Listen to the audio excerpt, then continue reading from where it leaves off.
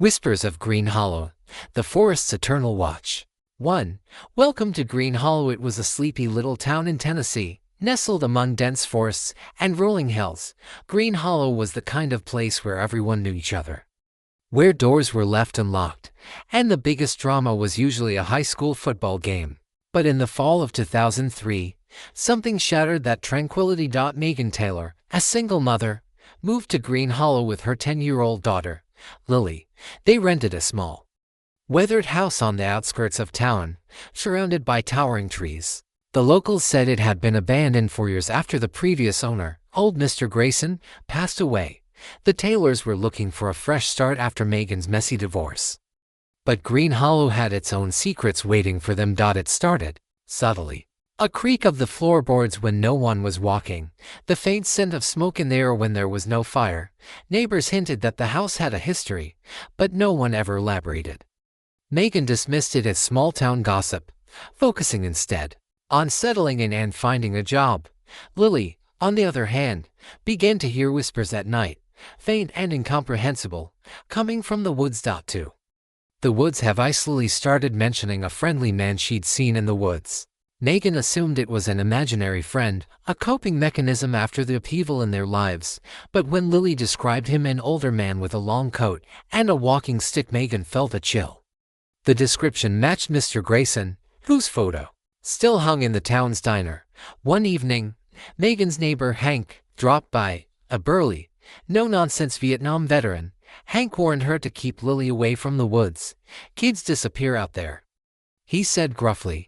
He told her about Clara Jenkins, a girl who went missing in 1989 while playing near the forest. Despite a massive search, she was never found. Later that week, Megan found Lily standing at the edge of the woods, staring into the trees as if entranced. When she called her name, Lily turned around, her face pale and blank. He says you shouldn't be scared, she whispered. 3. The missing children. The whispers around town grew louder. Megan overheard snippets of conversations about other children who had gone missing over the years. The stories all had a pattern. The kids were last seen near the woods, and none were ever found. Sheriff Anderson, an aging but kind-hearted man, confirmed the rumors but insisted there was no evidence of foul play. Megan's unease grew when she found old newspaper clippings in the house. They were hidden in a showbox under the floorboards, detailing the disappearances. One article included a photo of Clara Jenkins, and Megan's heart sank. Lily had drawn a picture of her the day before, claiming she was a new friend. As the days passed, Lily became more withdrawn. She stopped playing with her toys and spent hours staring out the window. Megan decided it was time to get help. She scheduled a meeting with Dr. Emily Harper, the town's only psychologist, who specialized in trauma. For a town's dark secreter, Harper listened intently as Megan recounted the strange occurrences. She revealed that she'd grown up in Green Hollow and knew its secrets. According to local lore, the woods were cursed. Some said it was an old burial ground. Others blamed a deranged hermit who once lived there. Dr. Harper, however, believed the answer was more human.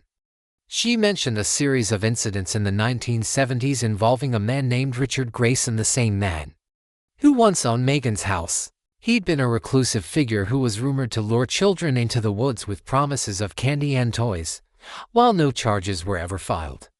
His sudden death in 1983 brought an end to the disappearances for nearly a decade. Megan's blood ran cold. Was her daughter being targeted by the same sinister presence? Determined to find answers, she teamed up with Hank and Dr. Harper. They decided to search the woods for anything unusual, despite Sheriff Anderson's protests. 5. Into the shadows. In a crisp October morning, the trio ventured into the forest. Hank carried a flashlight and a hunting knife. Megan clutched a map, and Dr. Harper brought a camera. The deeper they went, the more oppressive the atmosphere became. The trees seemed to close in around them, and the air grew colder. Hours passed without finding anything unusual, until they stumbled upon a clearing. In the center stood a decaying wooden shed, its door hanging ajar. Inside, they found a crude collection of toys, dusty and forgotten. Dr. Harper picked up a notebook filled with childlike drawings of figures with dark, hollow eyes. As they exited the shed, they heard a faint voice calling for help. It sounded like a child. Hank insisted they leave, but Megan rushed toward the sound. She found a small, overgrown grave marked with a wooden cross. Etched into it was the name Clara. The reckoning discoveries shook the town to its core. Sheriff Anderson organized a full-scale investigation, and forensic teams unearthed multiple graves in the woods. The remains were identified as the missing children, including Clara Jenkins. The evidence pointed to Richard Grayson, whose diaries were found hidden in Megan's house. They detailed his twisted motives and horrifying actions. Lily began to recover after the woods were cleared. Though she never spoke of the friendly man again, Megan decided to leave Green Hollow. Unable to bear the memories of their ordeal. As they drove away, Lily glanced back at the forest one last time. "He's gone now," she said softly, her voice filled with relief. Megan didn't ask who she meant, but deep in the woods, the wind whispered through the trees, carrying secrets that might never fully fade. 7. The house remembers even as Megan and Lily left Green Hollow. The house on the outskirts stood like a sentinel of the past. Years later, another family moved in. They found the eerie quietness and settling, and the small discoveries in old leather-bound diary, scratches on the walls, and faded children's toys only deepened the mystery. One night, the new occupants heard faint scratching on their bedroom doors and whispers in the hallway. The youngest child, 6-year-old Timmy, started sleepwalking. One morning, he was found standing in the front yard, staring at the woods. He claimed he was meeting a friend there. 8. Hank's Vigil. Hank never left Green Hollow. After the events, he became a self-appointed guardian of the forest, ensuring no one ventured too far into the cursed woods. He built a makeshift fence and placed warning signs along its edge. But late at night, Hank swore he heard whispers and distant laughter, as if the forest was mocking his efforts. One night, he found a small wooden box at his doorstep. Inside was an old photograph of Clara Jenkins, smiling with her family.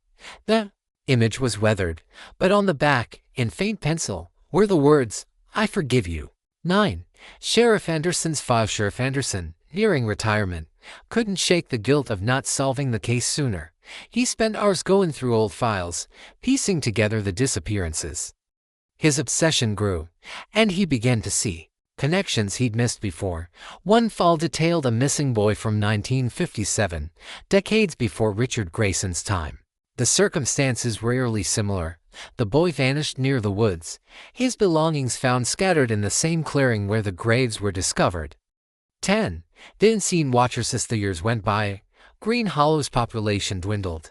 Stories of the cursed woods drove people away, but for those who stayed, the unease never left. Children still spoke of seeing shadowy figures among the trees. Some claimed to hear faint singing at night, a melody both beautiful and haunting. Local hunters reported finding fresh graves, though no one dared dig them up, and on rare occasions, people would find small, childlike handprints on their windows, smudged into the frost. The town lived with the quiet knowledge that while Richard Grayson was long gone, something far older and darker still lingered. 11.